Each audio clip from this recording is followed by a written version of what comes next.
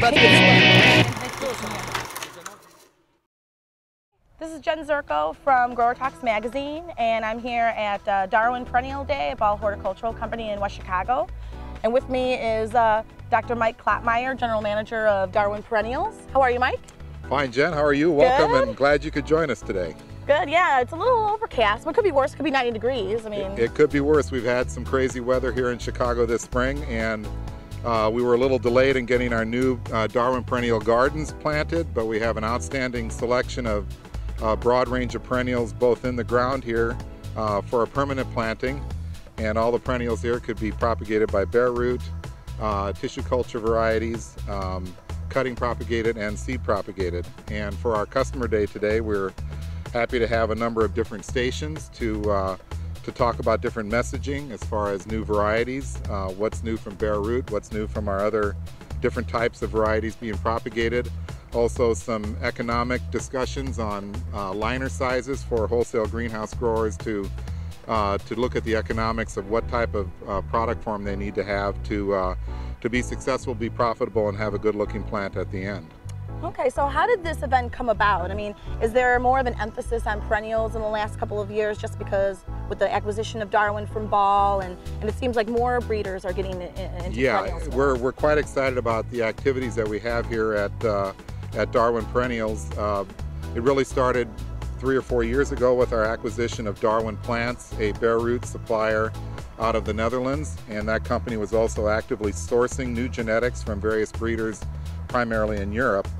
And since then, we've been able to assemble a team of breeders within our own Ball Horticultural Company, a number of them focusing on breeding perennials. We're taking those varieties as well as the varieties from outside breeders, putting them into a robust trialing program. We think there's great opportunities to trial perennials, both the way greenhouse growers or perennial growers or nursery growers would grow them, and then also have a good understanding of the garden performance, like our in-ground trial gardens here, and then have hopefully a very successful introduction of a new perennial that our grower customers will be successful with. Okay, so speaking of trials, this is the second year that you've had a full-fledged trial in the Ball Gardens. I mean, historically there have been perennials within the gardens. Yes, of course, certainly when you come and visit West Chicago at the gardens at Ball, it is a heavy emphasis on annuals, and now we're starting to create a perennial presence, and there used to be perennials scattered about the annual trials, and now we have our own dedicated beds, and in there we will be putting most of our assortment that we would offer in various forms to our grower customers. But then also it's a great way to showcase our new varieties. And today we're quite excited to show some new introductions for 2012. We have a great series of echinaceas, a single flowered echinacea series that are tissue culture propagated, and they're the brightly colored types called sombreros. And we also have a new series of double flowered echinaceas called double scoop, and those are also displayed in our trial. Also for 2012 we have a number of new bare root varieties like the unique stilbees. We saw those at spring trials. Yes, at spring trials, a very good interest in that particular product line. And we also have our own series of salvia numerosas. And salvia numerosas, the garden salvias, are a very important product class in perennials, and we've got a new series called Lyrical. One are blues and the other one is silver tone, a unique bicolor on the flower that we're really quite excited about bringing into the market for this year. Nice. So this is the second year that you've had this event. Are you going to continue to do this?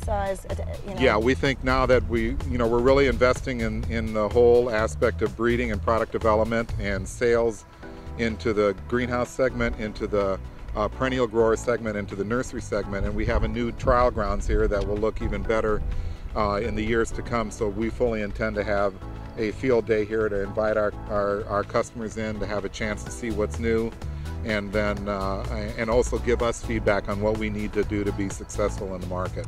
Well, one more question, Mike. Why did you feel that you needed a separate event besides the Ball Customer Day that they have every year, just for perennials? You know, you think about it.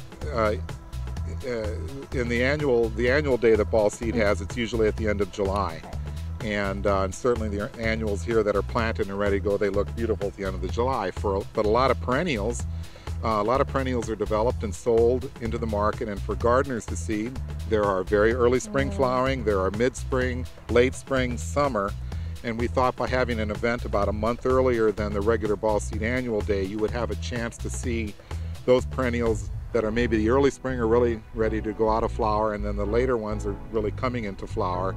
And it's also, we're calling on a kind of a different market segment. It's not just annual growers, we're calling on the perennial growers and the nursery growers who grow perennials. And we think that would be better utilized if we had a separate day and a separate focus on our perennial activities. So you could focus more on the groups that are here. And yes. talk to what they're used to. Yes. So, nice. Okay, well thanks, Mike. All right, you're very welcome, Jen. Glad you could be here today. I'm glad it's not hot. Absolutely.